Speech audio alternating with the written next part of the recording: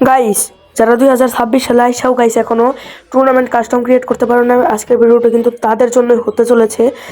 Guys, এখন পর্যন্ত যারা টুর্নামেন্ট কাস্টম ক্রিয়েট করতে জানো না বা শিখো নাই, এবং যাদের একটা দুটা গ্রুপ আছে যে টুর্নামেন্ট প্রত্যেকদিন দেও, কিন্তু গাইস ভালো করে তোমরা টুর্নামেন্ট কাস্টম বানাতে পারো না, তাদের জন্য গাইস আজকের এই ভিডিওটা। তো গাইস সবাই মনোযোগ দিয়ে ভিডিওটা দেখবা। তার আগে গাইস চ্যানেলটি সাবস্ক্রাইব করে পাশে থাকা বেল আইকনটি প্রেস করে দিবা, যাতে এইসব গুরুত্বপূর্ণ ভিডিওগুলো তোমার কাছে সবার আগে চলে আসে। তো গাইস, তোমরা চলে আসবা কাস্টমের মধ্যে। তো তোমরা কাস্টমের মধ্যে চলে আসার পর তোমরা ক্রিয়েট অপশনে ঢুকবা। তো ক্রিয়েট অপশনে যাওয়ার পর যে কোনো একটা পাসওয়ার্ড দিয়ে নিবা, তোমাদের মন মতো আর কি পাসওয়ার্ডটা দিবা, সহজ দিবা যাতে মনে থাকে।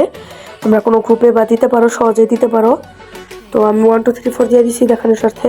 তো মোডটা দিবা ব্যাটল রয়্যাল।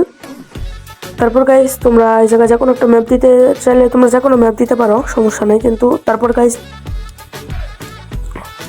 টিম মোড দেওয়া আছে। তো ওই জায়গায় স্কোয়াড ডু সোলো, তোমরা যেই কাস্টম বানাতে চাও, সোলো বানালে সোলো, ডু থাকলে ডু, স্কোয়াড থাকলে স্কোয়াড।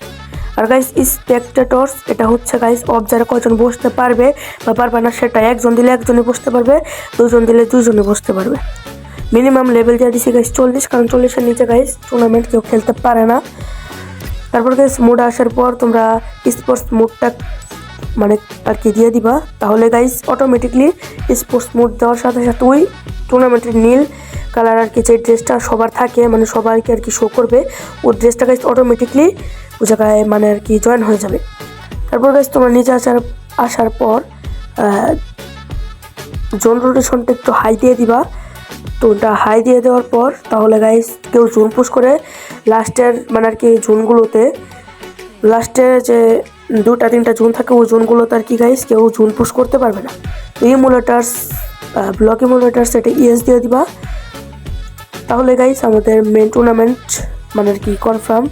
তো আর কি আমাদের টুর্নামেন্ট কাস্টম এখন ক্রিয়েট রুম দিলেই তো আমাদের টুর্নামেন্ট কাস্টমটা ক্রিয়েট হয়ে যাবে। তো গাইস দেখতে পারতেছো যে ক্রিয়েট অলরেডি হয়েও গেছে।